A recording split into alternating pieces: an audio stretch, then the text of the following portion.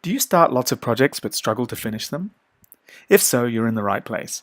It's Dr. K here, and today I want to talk to you about 8 ways to develop the finisher's habit. The rewards you get in your work life, you generally don't get them for starting things. You get them for delivering, for finishing things. And the fact is, a below average person who completes every project will easily outperform a super talented genius who never finishes anything they start. So this is something worth doing. Here are 8 ways for you to develop the finisher's habit. Number 1, stop the overwhelm. Often what stops us from finishing a task is that there seems to be so much to do that it feels overwhelming. To overcome this, break down what's remaining to do into tiny tasks.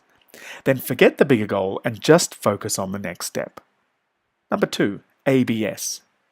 If you love starting things but can't finish things, then make the whole project a perpetual experience of starting. ABS equals always be starting. Imagine writing a book with 20 chapters in it. Maybe you get 4 chapters done and then, as usual, your usual pattern, you lose enthusiasm. Stop right there. Pretend like you're starting from scratch, writing a book with only 16 chapters in it. Rinse and repeat.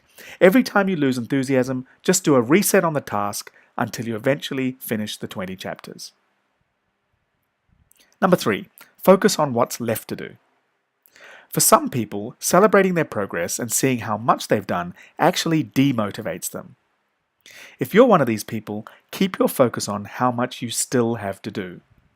The discrepancy between where you are and where you need to be will spur you on. Number 4, team up.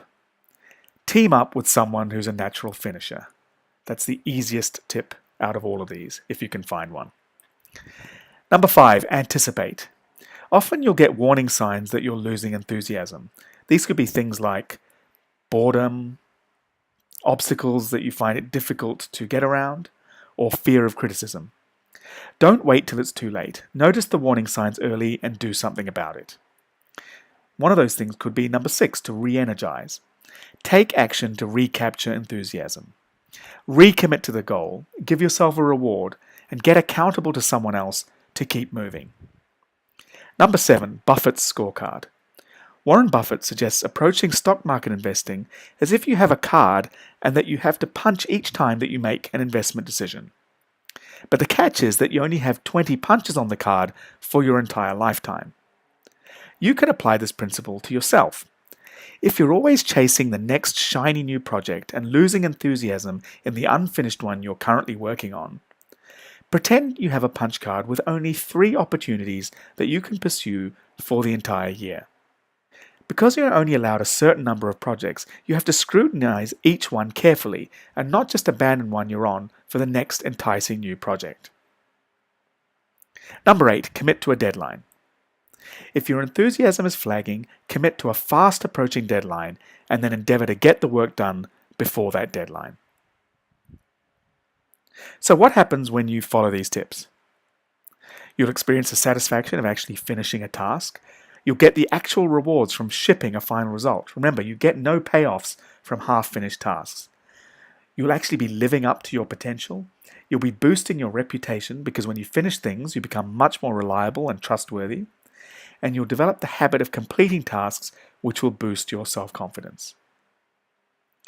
For more help on developing the finisher's habit, check out my free checklist. If you scroll down the page, you'll see how to access this. And if you enjoyed this video, visit 7insights.com for more productivity tips. I'll speak to you soon.